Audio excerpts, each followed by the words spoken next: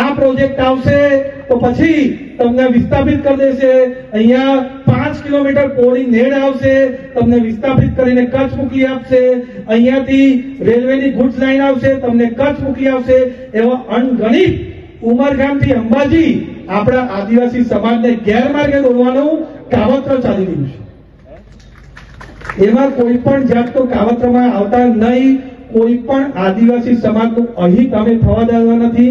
આવા કોઈ પણ પ્રોજેક્ટ પણ આવવાના નથી અને કોઈનું પણ સ્થળાંતર અમે થવા દેવાના નથી. એ ગેરંટી તમને આપીએ છીએ. પણ આ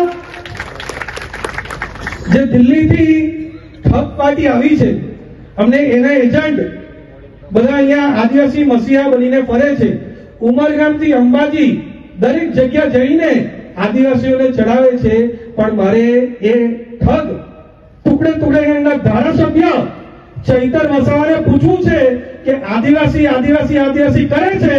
તમારા પાર્ટીના સુપ્રીમો અરવિંદ કેજરીવાલે ઓન રેકોર્ડ વિડીયો પર બયાન આપ્યું છે કે આદિવાસી, એસસી અને ઓબીસી ને એક જ વાર આરક્ષણ મળવું જોઈએ. એમણે બયાન આપ્યું અને એમ પણ કીધું કે આ આદિવાસી, એસસી અને ઓબીસી ને આદિવાસી, એસસી અને ઓબીસી માં આવકની મર્યાદા પણ લાગવી જોઈએ એમ પણ કીધું છે.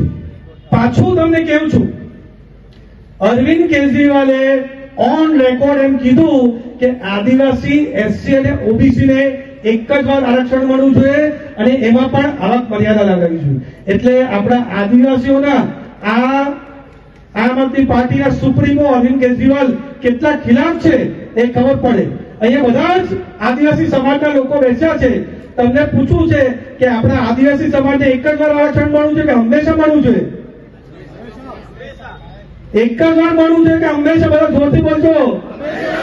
તો આ અરવિંદ કેજરીવાલ તો કહે છે એક જ વાર મળવું જોઈએ અને એમના ઠગ ધારાસભ્ય ટુકડે ટુકડે ધારાસભ્ય પણ કહે છે, એમને અનુકરણ કરે છે. આ ચૈતર વસાવા આમ આદમી પાર્ટીનો બોલતો પોપટ છે. જેટલું અરવિંદ કેજરીવાલ બોલે એટલું જ કરે, ત્યારે આદિવાસી સમાજ એમને યાદ નહીં આવે.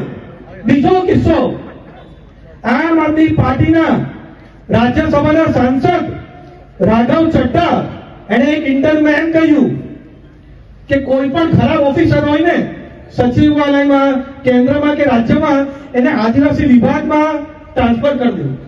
પાછું કેવું છું, એમ કહે છે કે કોઈ પણ ખરાબ અધિકારીઓ હોય તેને આદિજાતિ મંત્રાલયમાં ટ્રાન્સફર કરી દેવું. એટલે આદિજાતિ મંત્રાલયમાં ખરાબ અધિકારીઓ હોય એમાં આદિજાતિ મંત્રાલયનું, આદિજાતિ લોકોનું સારો વિકાસ નહીં થાય એ માનસિકતા દર્શાવે છે કે આદિવાસીઓનો આ કેટલા વિરોધી છે એ બતાવે છે. આમ આદમી પાર્ટીના અરવિંદ કેજરીવાલ અને કોંગ્રેસના રાહુલ ગાંધી કહે છે કે આદિવાસીનું આરક્ષણ લઈ લેશે.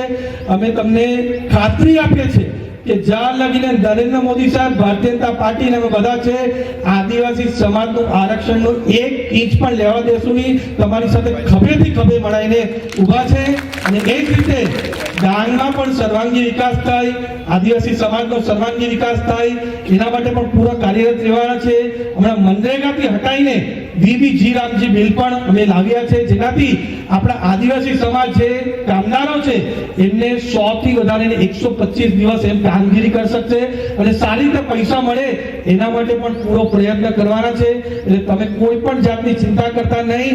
આદિવાસી સમાજનો સર્વાંગી વિકાસ કરશું અને 10 વર્ષ પછી આપણા ડાંગની સિક્કલ અને સુરત બદલાઈ જશે એવી ખાતરી તમને આપું છું.